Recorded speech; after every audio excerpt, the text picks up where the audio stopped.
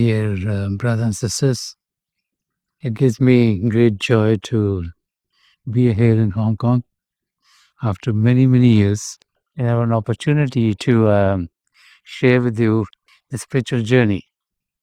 It's very nice to see so many people here from not only Hong Kong, but from all other parts of the world too.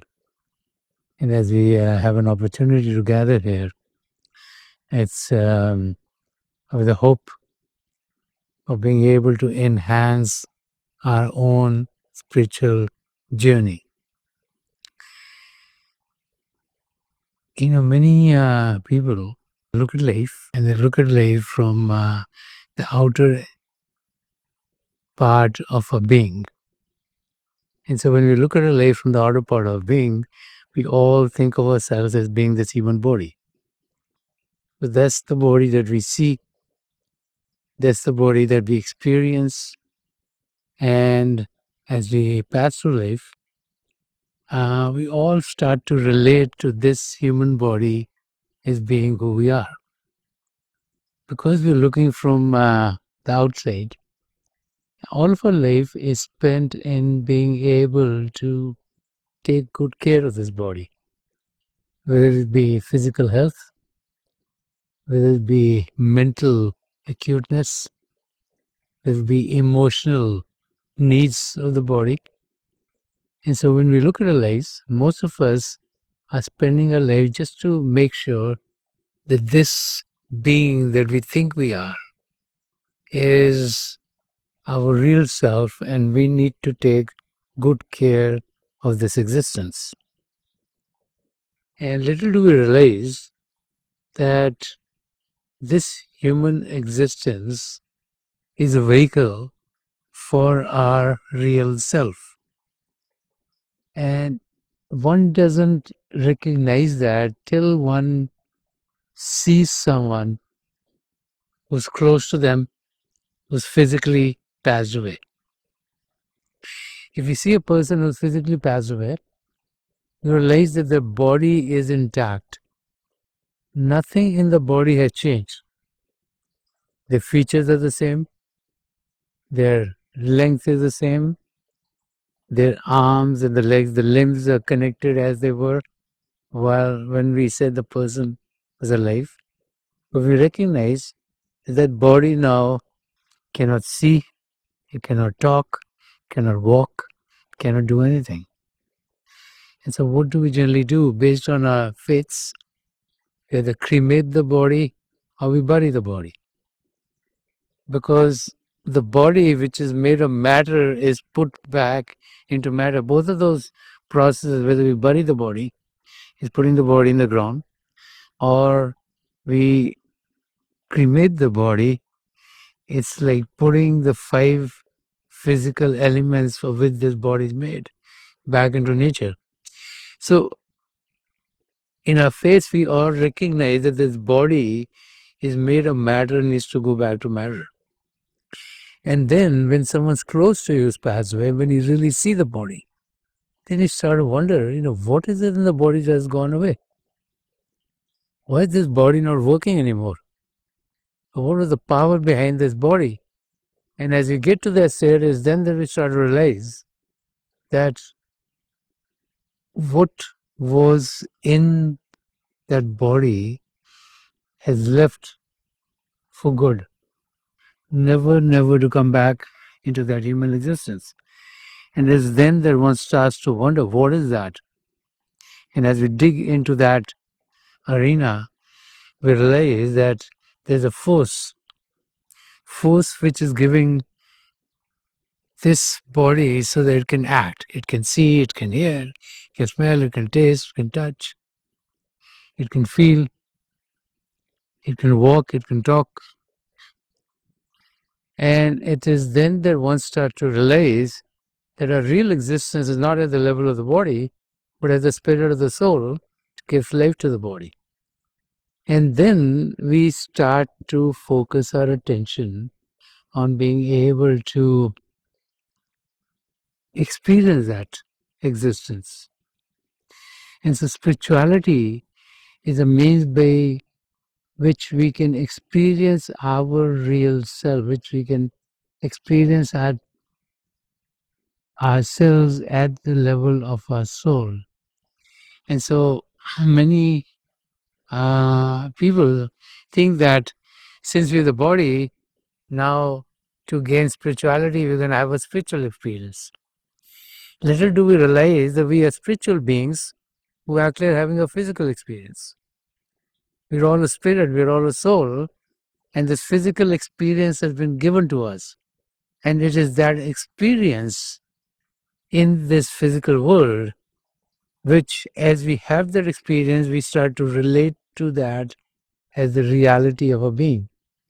And so we look at the outer surface and we start to think that is who we are, and the effects on that existence is what makes us feel one way or another.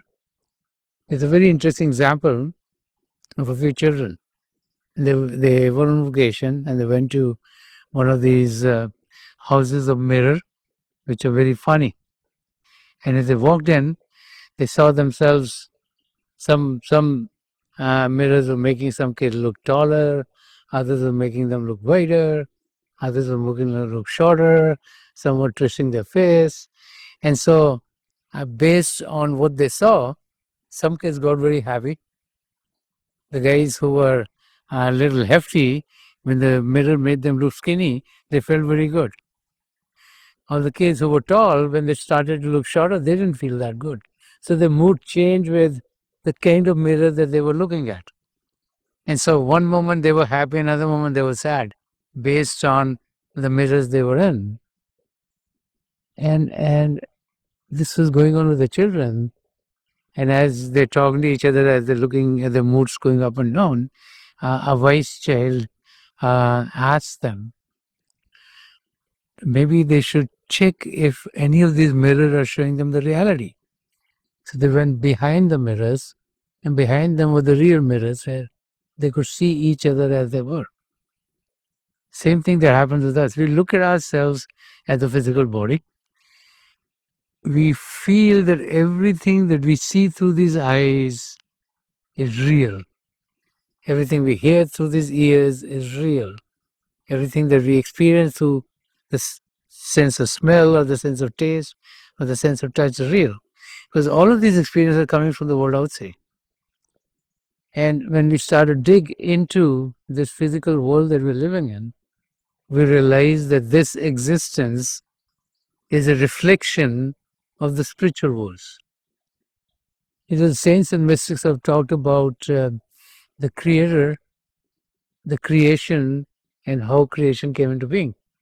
The stories in different faiths might be different, but they all talk about God, the creator, being a force, and from one, there's the existence of many. And there's always talk about many regions of existence that came into play. The spiritual regions, which are totally conscious, and then the reflection and the reflection and the reflection.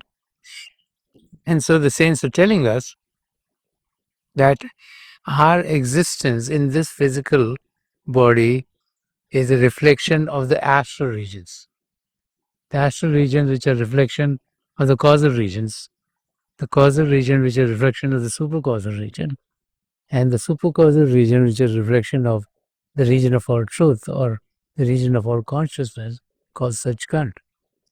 And so as we focus on this fourth reflection down here, and we think this to be real, we are unable to experience what true reality is.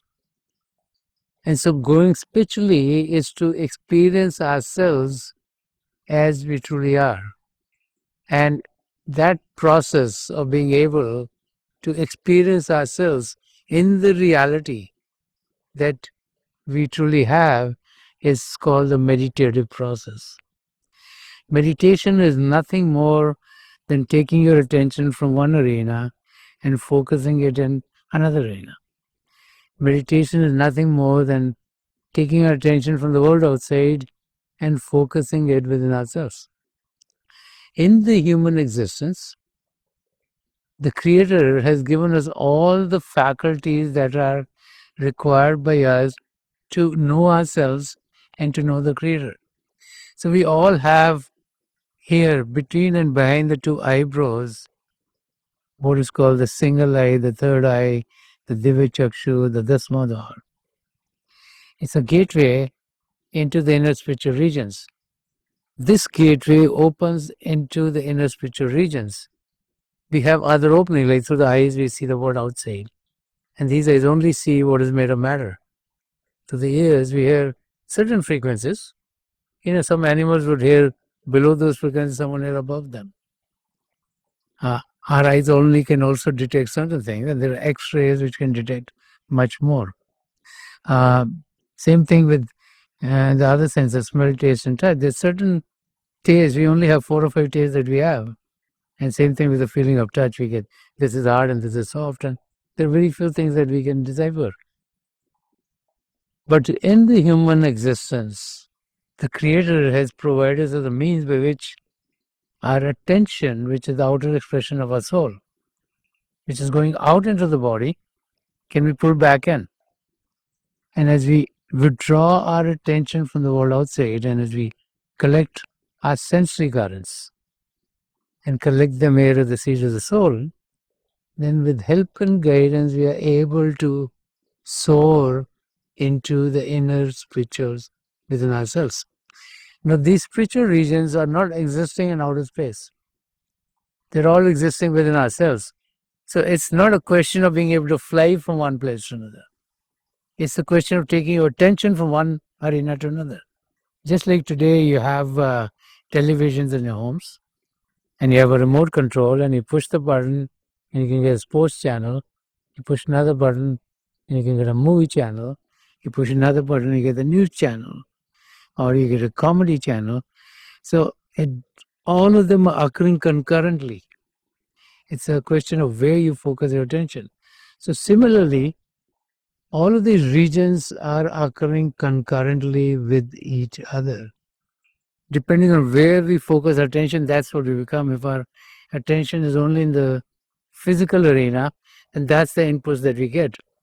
And so as we are able to take our attention and put it into the spiritual arenas, it is then that we start to recognize the reality of our existence.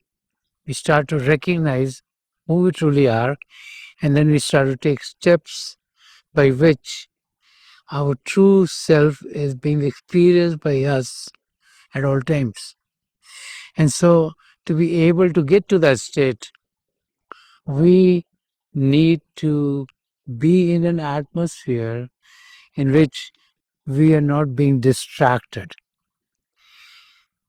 Generally, it's recommended that we find a quiet place.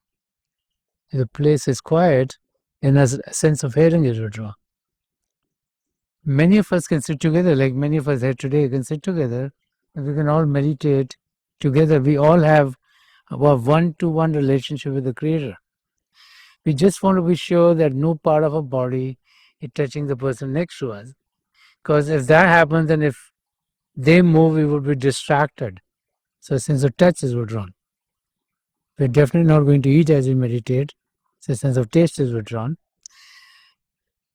The saints say there's no need to change the atmosphere. There's no need to light incenses or make the atmosphere quote unquote spiritual, because we feel the Creator has created everything, so every place is holy, so that our sense of smell is withdrawn. And then we close our eyes to withdraw a sense of sight. So by finding a quiet place and sitting down, we're able to withdraw the 5 senses. Now, as we withdraw the 5 senses, something very interesting happens. Each and every one of us is bombarded by thoughts. As soon as we close our eyes, we will be hit by thoughts. The thought could be about our past, it could be about our future, it could be what plans we have, it could be who did we meet the other day, so what appointments do we need to do tomorrow, where do we need to take our children for their classes. Any thought that you get is a distraction.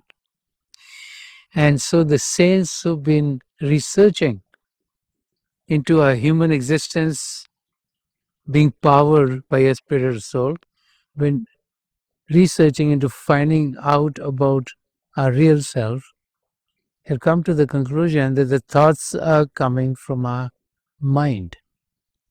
Our mind, which wants us engrossed in the activities of the world. And mind is just like mercury. Those of you who've been into a science laboratories, if you put mercury, if you see mercury in a test tube, it's always shaking. It's never still. So it's the same thing with our mind. Our mind could be in Hong Kong as a state. Next day it could be in Tokyo. Next day it could be in New York. Next day it could be in Sydney. Next day it could be Delhi. Our mind is going faster than any aeroplane can go. And so the saints say you are not going to be able to fight with the mind. You need to befriend the mind. So how do we befriend the mind? By making use of its power. See, the mind wants to do something at all times, always shaking. So we use the power of the mind and we focus it towards the Creator. We want calmness in our life, we want peace in our life, we want harmony in our life, we want love in our life, we want to know the Creator. So we take a name, either of the Creator or a loving name or a peaceful name or a name which will be bringing harmony to us, and we mentally put the mind to repeat that name. As we do a repetition of that name, what happens is the mind then gets focused in that direction. And as the mind gets focused in the direction, it does not have the power to send thoughts to us. And it's in that situation when the mind is unable to send thoughts to us, the all of a sudden in front of us, our eyes are closed and our eyeballs are straight, right in front of us, light starts to sprout forth. It could be flashes of light, it could be circles of light, it could be lights of various colors.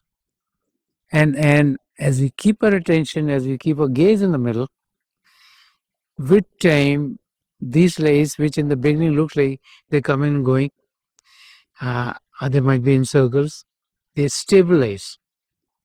So what actually is happening is that the light of God is not coming from the outside. The light of the Creator is not coming from the outside. The light of the Creator, the divine light, is within each and every one of us. The divine power, the creative power that brought creation to being, is also within each and every one of us. As we concentrate, we experience the light. So it looks as a stable, as we're distracted, we experience darkness. So then it looks like the light, the darkness, the light, the darkness. And as if the flashes of light. But with time, as the concentration gets better and better and better, we see the lights as if they're stabilized. And then with time, we are able to go beyond the lights to a sky which might look cloudy in the beginning, which then opens up with stars in the sky. And then many, many other vistas open up, and a moon and a sun, and many, many other vistas open up. And as we connect with the divine light within, what happens is that there's a transformation that happens from within. Our real self, our soul, which is covered by layers and layers of mind, matter, and illusion, those coverings start to be removed. And we start to get to the reality of our existence. And as we get to the reality of existence, we then are recognizing ourselves as we truly are. And that is what self-realization is talked about. Realizing in reality of who we are, that we're not the body, we're not the mind, we're not our intellect, that we are soul, we're spirit. We are full of the love and light of the Creator. And as we recognize that, then we find that our journey within is taking us closer and closer to God. So the more we connect with the divine light within, the more power generates in us, which is transforming us. all of a sudden we realize that we're not as angry as we used to be. We realize that we're extending a helping hand to someone else.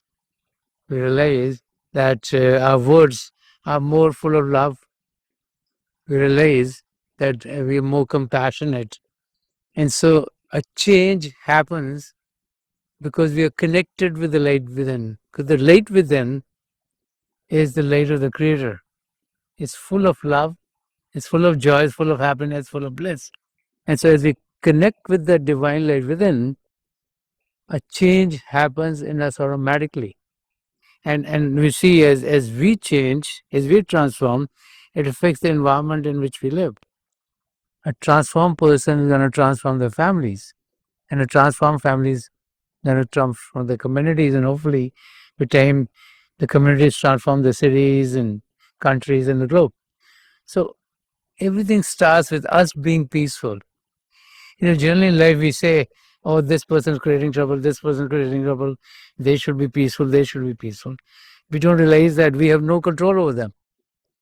The only one we have control over is ourselves. So if we are peaceful, and so if a few people are peaceful here and few peaceful here and few are peaceful here, then the circles will grow. And this circle becomes bigger and this circle becomes bigger and this circle becomes bigger. One day they'll all connect. And so the key is to find that stillness within ourselves. The key is to find the divine light within ourselves. The key is to bask in that spiritual radiation. The key is to be able to clear layers after layers of mind matter illusion which are covering the soul. And as that happens, we start to experience ourselves as we are. And that is the true reason for which one should be meditating. Today, people meditate for many reasons. They meditate for the benefits of meditation. Many people meditate because their concentration improves. They get more efficient in their work. They're a student, they will gain more of their studies. They're much more efficient in all the activities that they do. Many people meditate so they can be physically well.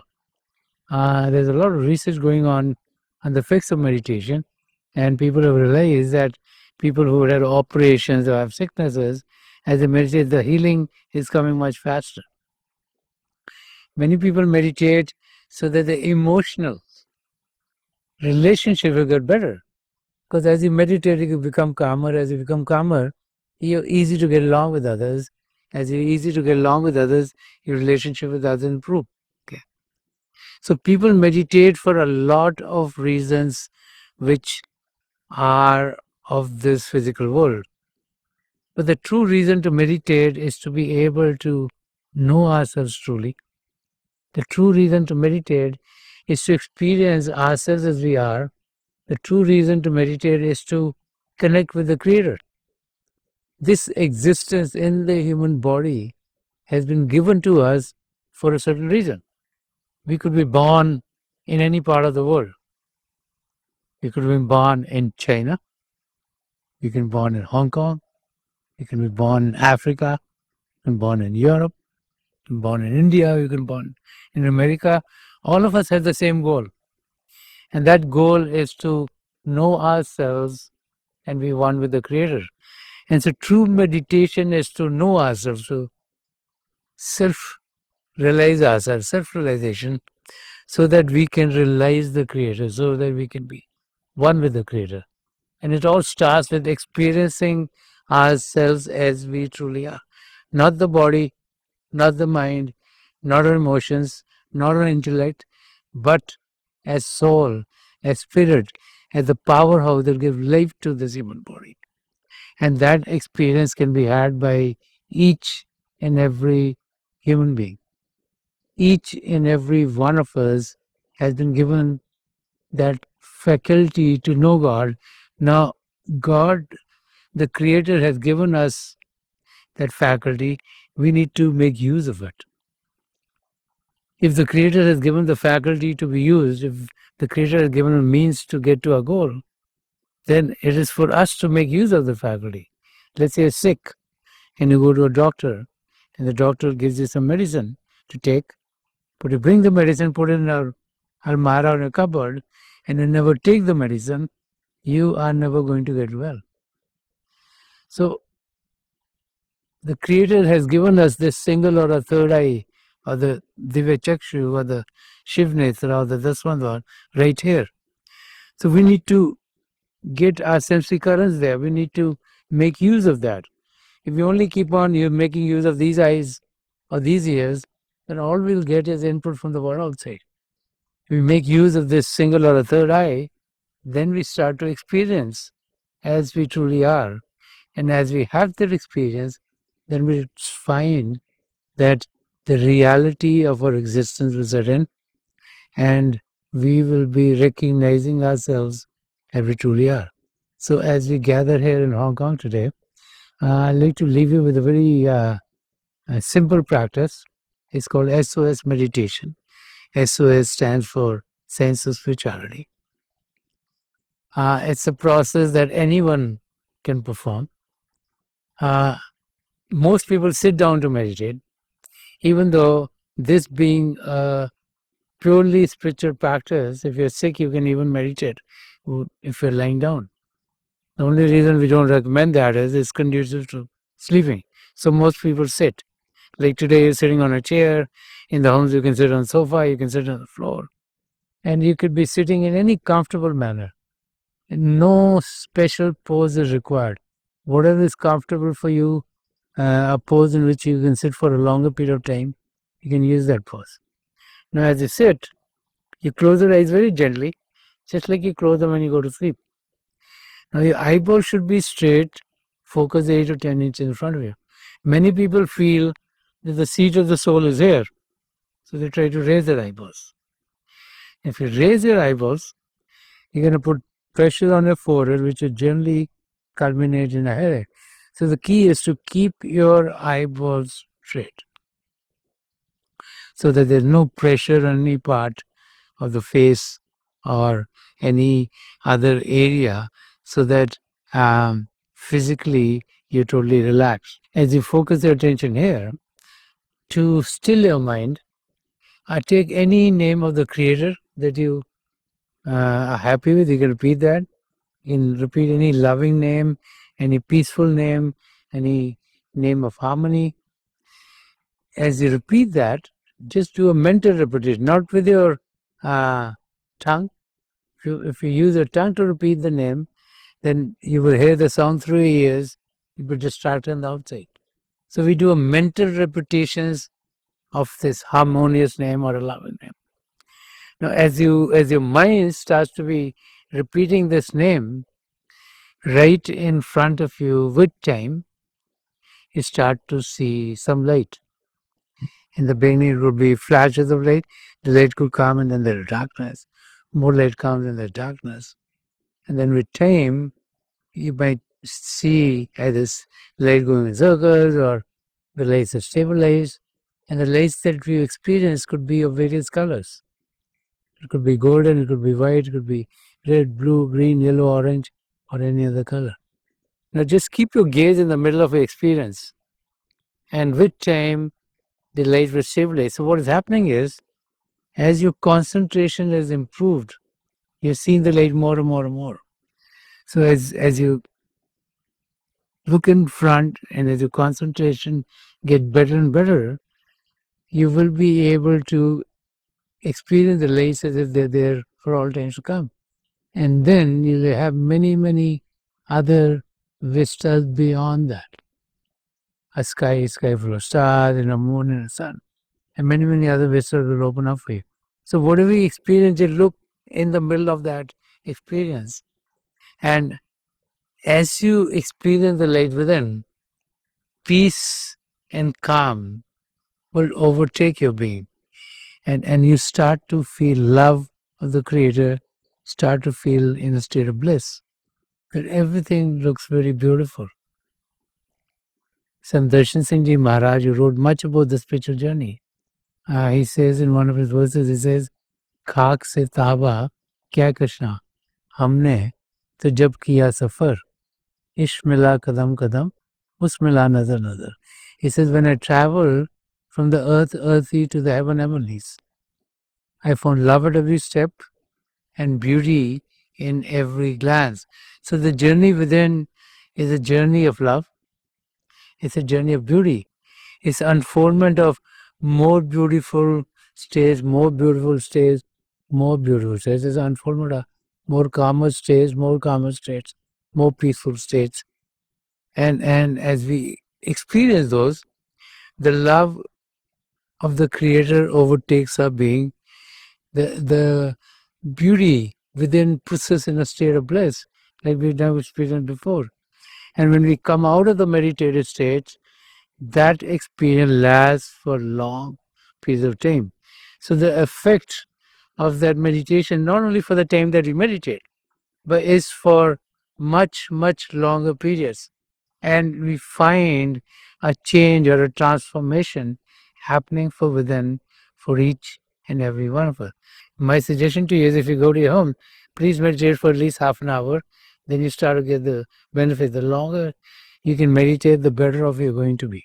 Please sit as quietly as you can. Just close the eyes very gently, just like you close them when you go to sleep. Your eyeballs should be straight. Focus 8 or 10 inches in front of you. And as you close your eyes, please repeat any name of the Creator or any peaceful or loving name um, which you're comfortable with.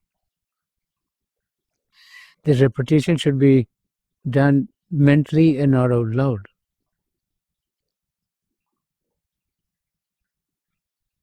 I pray to the Creator and to the three spiritual masters of the past century, Hazur Baba, Sawan Singh Ji Maharaj, Param Sant Dupal Singh Ji Maharaj, and Dayal Purush Sant Darshan Singh Ji Maharaj, to help each and every one of us here connect with the divine power within and to experience the light in its effulgence. We'll be sitting for a few minutes. I'll be getting out of this meditative state, and my best wishes are with each and every one of you.